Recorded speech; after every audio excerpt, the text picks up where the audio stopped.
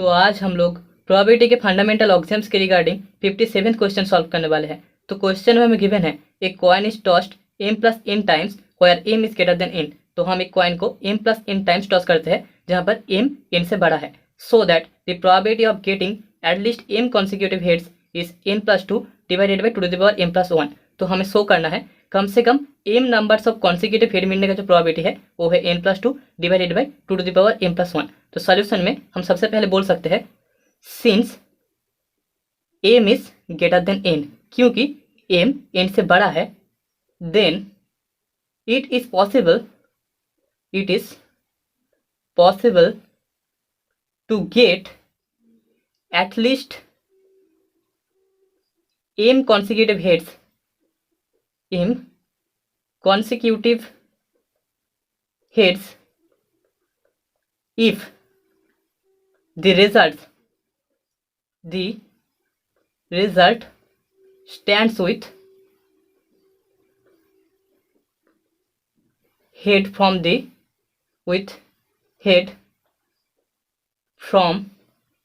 the first toss or second toss and so on the n plus 1th toss। ठीक है,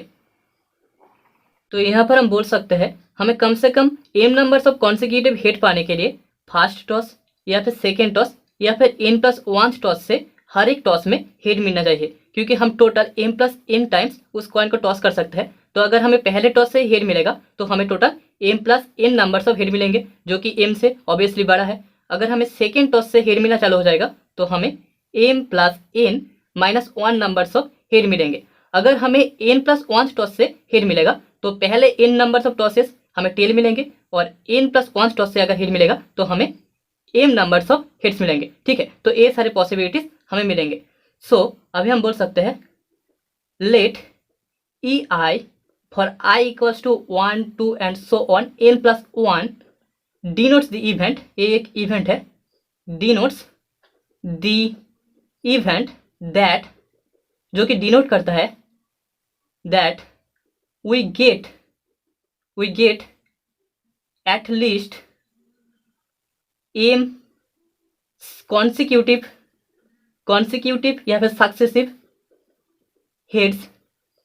starting with the ith toss. Also हम मान लेते हैं ई denote करता है कम से कम m numbers of consecutive head पाने के इवेंट को। देन हम बोल सकते हैं then the event e is equals to e1 plus e2 plus so on en plus 1। Okay, e1 plus e2 plus so on en plus 1, मतलब कि सारे इवेंट्स के यूनियन या फिर addition. So probability of E will be equals to probability of E1 plus E2 plus so on En plus 1, that is equals to हमें मिलेगा probability of E1 plus probability of E2 plus so on probability of En plus 1, क्योंकि यहाँ पर E1 E2 En plus 1 सारे के सारे events mutually exclusive events है। Since E1 E2 and so on En plus 1 are mutually exclusive events। Okay, तो अभी probability of E1 that is equals to probability of consecutive heads in the first m tosses equals to हम लिख सकते हैं half to the power m, क्योंकि हमें पता है एक कॉइन को टॉस करने पर उसे हेड मिलने का प्रोबेबिलिटी हाफ होता है। Okay, probability of getting head is equals to half, तो यहाँ पर m टाइम्स कॉन्सिक्यूटिवली हेड मिलने का probability half to the power m होगा, दैट इज इक्वल्स टू हम लिख सकते हैं 1 by 2 to the power m। ठीक है, अभी probability of E2 that is equals to probability of tail in the first toss, पहले टॉस में टेल मिलना, tail in the first toss, and then m consecutive heads, और उसके बाद m consecutive head मिलने का जो प्रोबेबिलिटी है m consecutive heads equals to हम लिख सकते हैं half into half to the power m, क्योंकि एक कॉइन को टॉस करने पर टेल मिलने का प्रोबेबिलिटी हाफ होता है and m times consecutively head मिलने का probability half to the power m होता है। So that is equals to 1 by 2 to the power m plus 1। Similarly probability of E3 that is equal to हम लिख सकते हैं probability of tail in the second toss में tail मिलने का probability, tail in the second toss and m consecutive, then m consecutive heads मिलने का जो प्रोबेबिलिटी है दैट इज इक्वल्स टू हम लिख सकते हैं half into half to the power m equals to 1/2 to the power m plus 1। Similarly ऐसे ही अगर हम कंटिन्यू करें तो probability of E R equals to हमें मिलेगा probability of E R is equals to probability of tail in the r-1th trial 1th toss, r-1 जो toss है उसमें टेल मिलने और उसके बाद m टाइम्स हेड मिलने का जो प्रोबेबिलिटी है toss and then m consecutive heads, m consecutive heads मिलने का प्रोबेबिलिटी इक्वल्स टू हमें मिलेगा half into half to the power m, half into half to the power m that is equals to हम लिख सकते हैं 1/2 the power m plus 1। Similarly ऐसे अगर हम कंटिन्यू करें तो हमें probability of E n plus 1 आखिरी वाला term equals to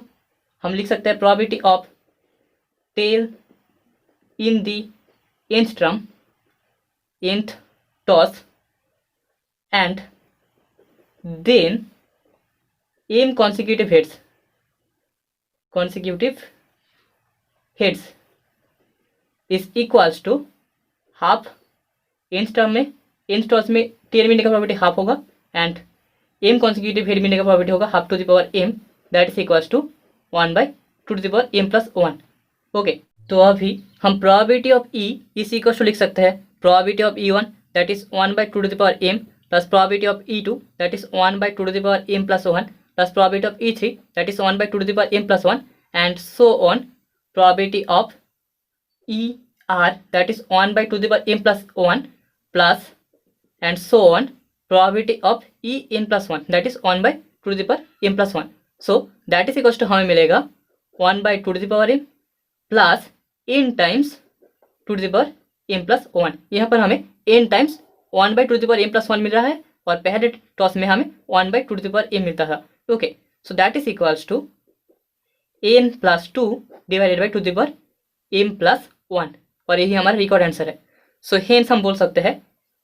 hence the probability of getting eight least m consecutive heads is n plus 2 divided by 2 to the power m plus 1।